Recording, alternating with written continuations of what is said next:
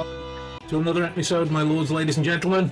I hope this message, this day, this podcast, this episode finds you incredibly well. I know we're having one of the wettest days again in the UK. I'm literally sat next to the front window, and it genuinely looks like I'll have to take the canoe to go shopping. it's getting kind of ridiculous. How are you, sir? How's your week been?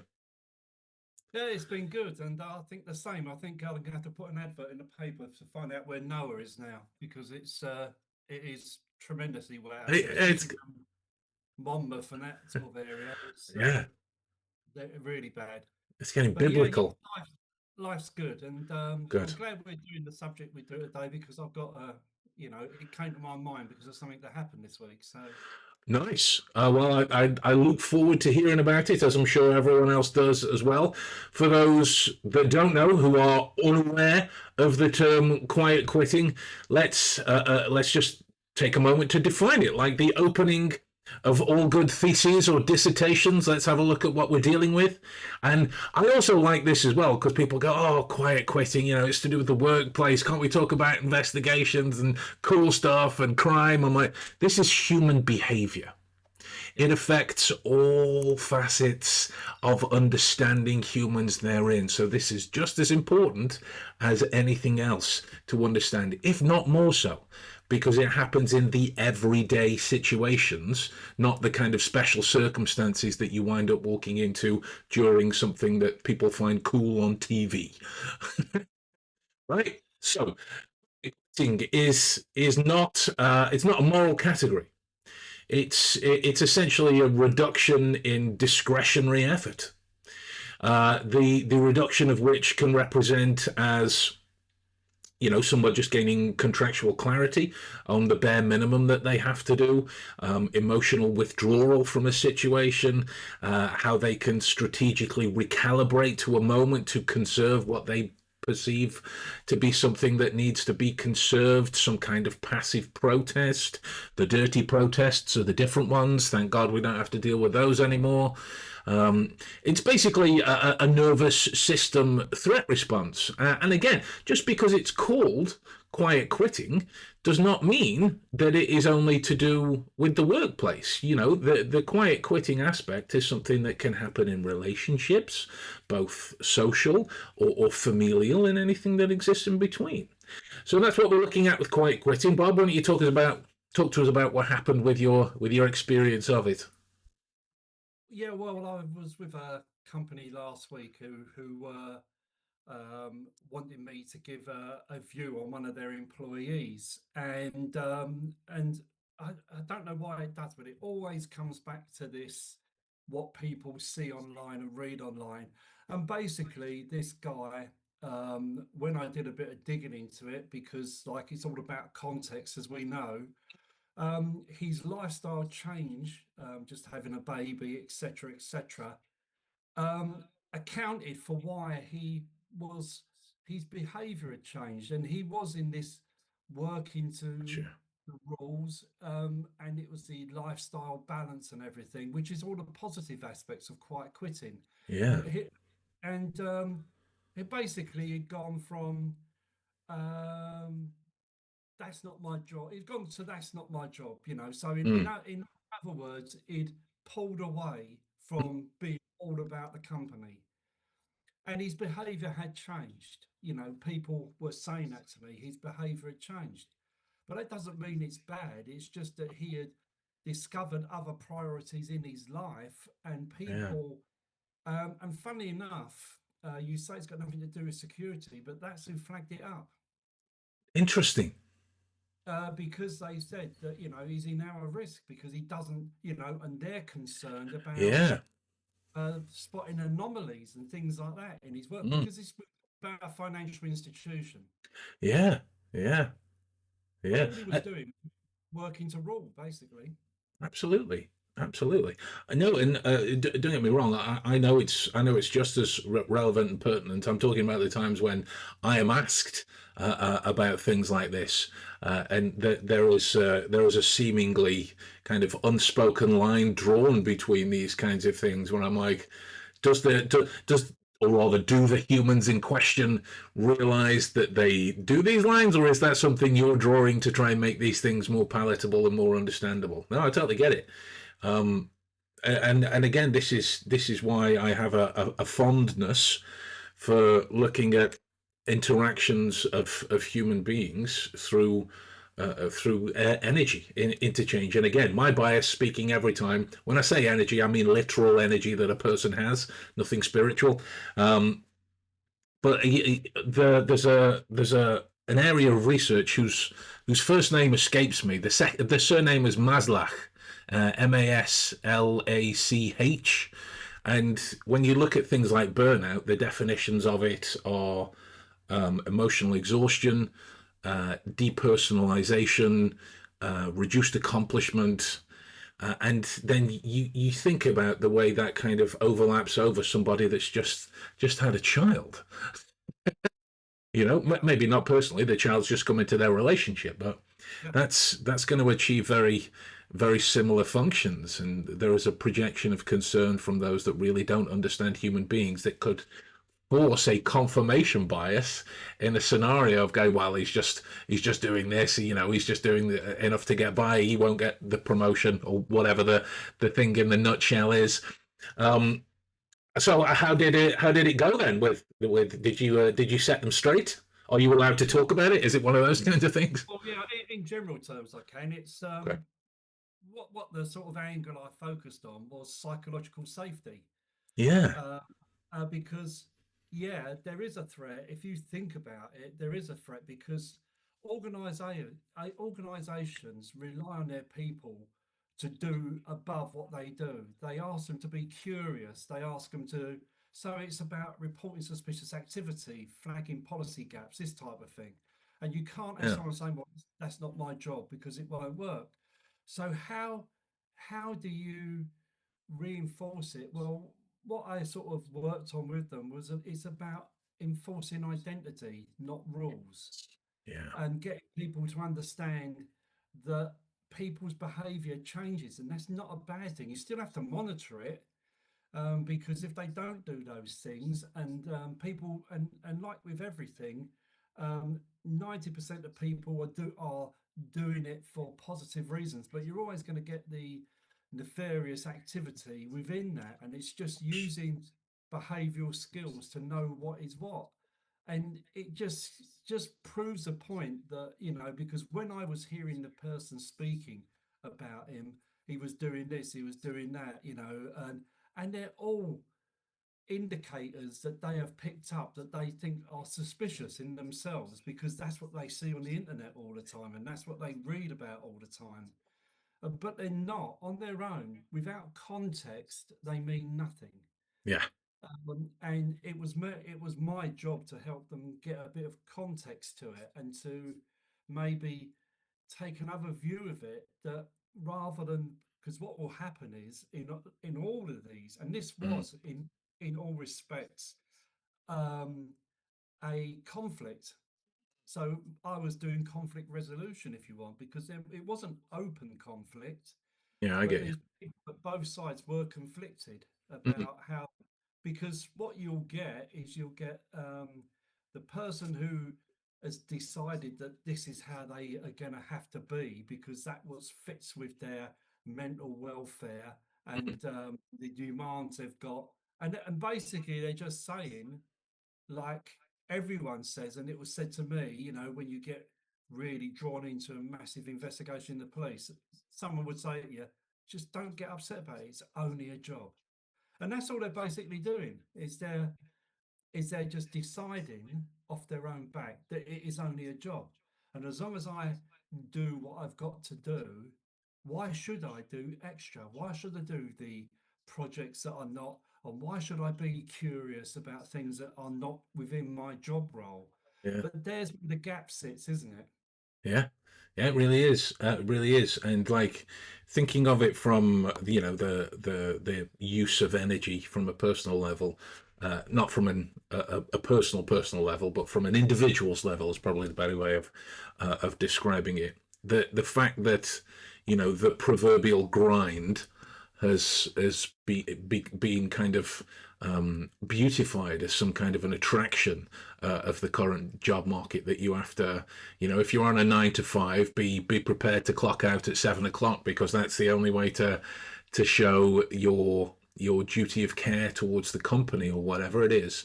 And there was quite a popular story online in regards to it. And don't be wrong, I don't know how true the story is because No. it's online. But in relation to the working cultures that I know about, I can imagine it being factual, because I know of people in both sides of things. It was to do with some American folks working with some Dutch folks. And the Dutch folks can obviously correct me on this where I am wrong, because I don't work in Holland. Maar ik spreek een beetje Nederlands, but that's about it. There is this idea that the American in charge, he was like a manager or something like that, kept noticing that this person's Slack status or whatever it is, Slack message, went offline at 5:01, and they finish at 5 o'clock. And they noted as many times that it went off, and then they started moaning that they wouldn't come to a team building session at 7 p.m. Spouting off all of this thing that you're clearly not committed. It's going to be reflected in your pay review and whatnot. And this guy had to explain that I'm from Holland, and whereas you see that as commitment, we see that as inefficient. If you can't Yeah. do your work within the work day, we don't see that as something to be celebrated. It's something that should be diminished because you have a lack of efficiency in what it is that you're doing. And he obviously took that to their HR department, and this guy didn't complain at him any further after that, because he understood these differences. But like when it comes to the notion of how much energy one puts into something, it's a connection irrefutably to how you're feeling. Like if Yeah. you're feeling absolutely exhausted, you just need to get through the day without killing yourself, so you can go home and do another night feed to try and help your partner out that's been maybe doing their job, or with the child, or whatever it is, you know. And I have this kind of pet theory that I call all humans want to return home. It's just an affectionate title for homeostasis. Yeah. And whenever our emotions become heightened in whatever way, positive or negative, we as human beings will do what we can to return home, because generally we don't like being in pain outside of any kinky stuff or mental health concerns. So that maintenance of his energetic status in that scenario is still commitment. He still wants to be there, but he can still just do what he needs to get through the day. The use of his energy is a connection to boundary setting. So his energy in a workday will become stabilized. His mood has an opportunity of becoming regulated. Output, the levels might change, sure, but the output will become sustainable. Whatever that flow is, it's not going to be a dip and then a flow. That's chaotic. But if it drops to here, then that's a level we can work with. It might not be a level that the company wants, but it's flat enough to be sustained, and therefore understand. Within burnout, your energy collapses, cynicism increases, your engagement flattens, and externally those both look like doing less. And Yeah. the more I hear about these kinds of things, and it sounds like you've experienced as well, um, hey, it could totally be my cynicism as well, because I wasn't there. It just sounds like there is this want to put just an easy label on something to Yeah. make it more palatable, more understandable, so you can try and affect change without trying to get into the nuance of a situation that might need it. Sure. Yeah, exactly right. But I suppose the saving grace in this is that they had identified, and they didn't Yeah, just jump into it with both feet. They yeah, got an outside person to come, 100%. me, to come in and to sort of look at it. And so they so that their relationship with this guy is maintained, because I didn't even Yeah, actually speak to him. I saw him, but I didn't speak to him. nice. But what they talk about, and OCBs, Okay. organizational behavioral, organizational citizenship behaviors. So Gotcha. in other words, the discretionary behavior that people do outside of what is their job. So it's something they just and all he'd done is he'd moved the boundaries. His discretion had diminished, so he wasn't taking on extra stuff. And he was leaving on time and he was arriving on time. There was no Yeah. issues with it, No. apart from the fact that he was probably, and this is probably what flagged them up because Mm. of the thing we talked about earlier and where people get bad information, Yeah. is that he was emotionally withdrawn a little bit Gotcha. and maybe just subtly and gradually was moving away. Mm. And when you look at it, if you enforce psychological safety in the organization, which is something which I think they could have improved on, it's about that basic human need to be seen and heard. And not only to be seen and heard, is to be understood. Now, it was only when I started asking about, could I sort of get some background and everything, that the manager who I was with actually discovered that it just had a baby. They didn't know because he hadn't told loads of people about it. It was quite a private person. Will be fun. So they had lots of pieces that were just pieces of a jigsaw, but they put the jigsaw together without the outer boundaries. They hadn't looked at what is the environment that this is happening in, what is the climate that's going on, what is the context, and they'd ignored all of that to just look at observable behaviours.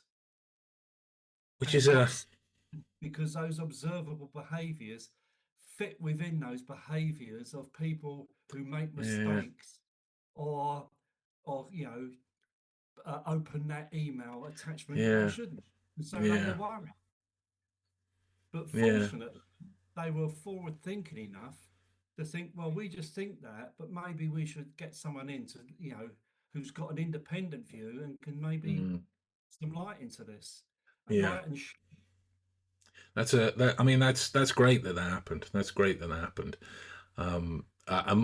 My cynicism comes from my experience of working for a gambling company years ago, and I shan't name names. Suffice it to say, it is a place that you can bet 365 days a year, and they were bloody awful, mm, bloody awful. And the whole thing came down to a lack of communication, a lack of productive communication.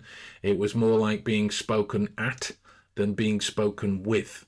And there was a number of quiet quitters for legitimate reasons, like it sounds that this guy experienced. And don't get me wrong, there was a number of quiet quitters that were kind of backing away from this type of communication that was coming from the top down as a natural result, because that's what humans do. Nobody that I'm aware of. I mean, there might be someone on the planet that enjoys being spoken at that way, but at least nobody that I'm aware of does. And there is this idea within the realm of freeze, fight, and flight as the main reactions towards stress, that type of quiet quitting is like an internal only flight. Flight doesn't require leaving the no, building, leaving a situation. It's reduced exposure. It's minimal voluntary contribution. It's the avoidance of visibility. It's emotional distance. It's all of those things. So I understand why those guys had concerns, and it's wonderful that they were forward thinking enough to, get a separate, a fresh set of eyes on it, to make sure that they weren't thinking in a bubble. Most people don't, at least in my experience of talking to and working with some people as well. If the environment itself feels unsafe, exploitative, unpredictable, the nervous system of the individual will react. And in the situations where someone is just private or quiet, maybe even an introvert, maybe some combination of all three, they will still have the same kind of macro presentations of a quiet quitter, which one of the myriad of ways that you can get into knowing what is which is learning to have a productive communication part with someone, you know learning to have a decent conversation with someone. It hasn't got to come Yeah, from your position. It just comes from another human being, right? sure. Yeah, and it's this anomaly that I forever pointing out to companies is you go full tilt into KYC, know your customer, Yeah, but how much do you actually KYS, know your staff? absolutely. You really know them, because we know that, Mm, just lip service to people by saying, "How's your weekend?" um, without following it up and without showing interest yeah, doesn't mean anything. It no, doesn't mean anything. And the thing is that I've thought about this, and you can comply with all that you need to do for your role without being committed to it. yeah, In that, or over committed to it, should I say, because that's what totally. companies expect. That's what a lot Mm, of companies expect, is that you get paid to do this, but you do this bit extra on top, and you just do it, and no one praises you for it, but you just do it. And if you decide that you're not going to do that little bit extra, then companies think, well, what's going on here? mm, Whereas they shouldn't really. no, You've got a contract, that's what you do. And that's yeah, all that quieting is to me, yeah, is just saying, well, I will. I've got yeah, other things in my life. I've made a behavioral change, yeah, which will be obvious in yeah, everything, mm, and will unfortunately be read wrongly by mm, uninformed people. So, and the thing about it is that we all know that there's a lot of insider threat and all this sort of thing. And they get told all these behaviors that they should look for. But again, they're just behaviors on their own. They don't mean anything. You've got to anything. look at the context. And Mm, like I say, the reason I mentioned this particular case is that if they'd have gone back into it, they'd have found the context that could have excused that behavior, or yeah, at least rationalized that behavior, yeah, and saved themselves some money from getting me in. Uh, but that is the reality of it. yeah, Is that it's just the reason why I think it's important, and why I thought we should talk about this today, is that it's just um, another thing that shows that you've got to be really conscious of what people's behavior actually is, and have behavioral intelligence, if you want to put it that way. yeah. Because that's all I added to it. Is I used system two thinking rather than system one, and just thought, well, let's look at this. This isn't enough. I need to go back. We need to look at this, look at that. Talk me into it. Now, when you get talked into something like that, you can see biases coming up straight away. Yeah. and um, and they're not negative biases. They're No, just no. biases that you would have if you're operating from a non-quiet quitting role, when you are actually thinking of the organization first. Yeah, yeah. I mean, I couldn't have said it better. It's another one of these things that highlights what nuance and focus and awareness and all of the other scientific synonyms that we've spoken about for so long is needed if you're ever going to properly understand a human being. There's never going to be a situation where you are in a position to go, I've seen this, therefore this, and it be concrete. One of the jokes that mentions from my classes is, if that situation has happened, one of two things is on the table. They've either told you explicitly that that's the case, or you are a psychic. I Mhm. mean, those are the only options for that to be true. One of them doesn't require any awareness because you've been told, and the other is impossible. So everything else that exists in between needs that kind of connection from how you're thinking about it and how you're processing everything. And God bless them all. All our brains want to do is make life easy for us. That's all our brains want to do. Um, and most of the time it devolves into some kind of conclusion being jumped to. However innocent or not the case may be, that is the end game, because a human behavior is not very declarative.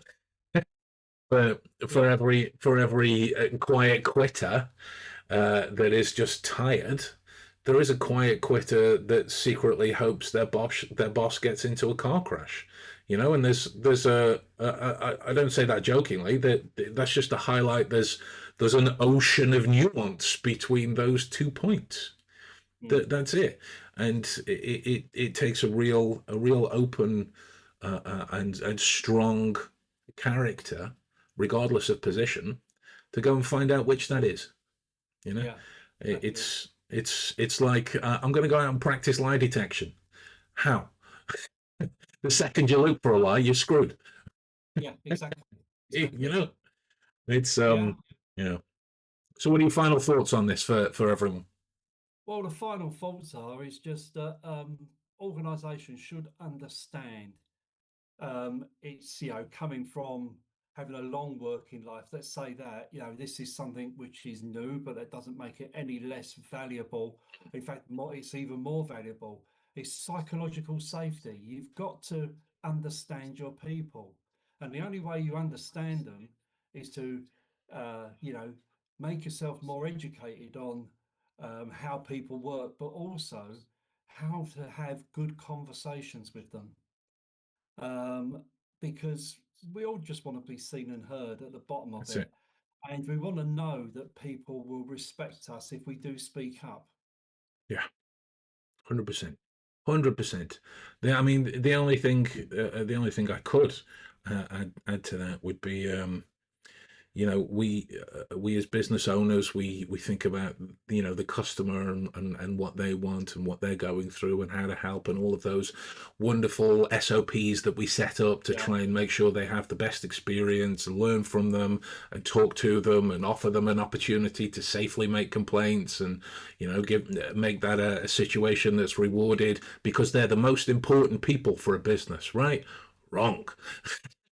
Wrong. All of that focus, you don't have an opportunity to get to your customers if you don't take care of the people that facilitate that on a day-to-day basis. And Yeah. that can start with something as simple as you mentioned earlier, asking them about their day, but meaning it. Yeah. Just taking Yeah. a few minutes to mean it. It's only got to be those simple things for a start. Yeah. So with that in mind, folks, we'll love you and leave you. As ever, now is the ample opportunity for you to subscribe to the podcast if you haven't already. We welcome all opinions, and it's difficult to quiet quit in the comments section, but even so, we'd love to hear your thoughts and your slant on this as well. Maybe you've got an experience of this that we haven't covered, something else to learn from a job that you do that you can shed some light on where we go with these topics as well. We'd love to hear from you.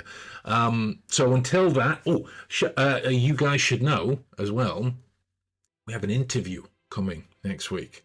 It's with someone you've seen before, and it went that well. It was that popular that we've asked them to come back. We shan't say anything more until then. You'll have to tune in to see what that's all about. Maybe create a little bit of excitement. Pose your questions if you've got them about who it might be and who you think it is, and we'll see you next week for another episode. All right, guys, take it easy. Bye.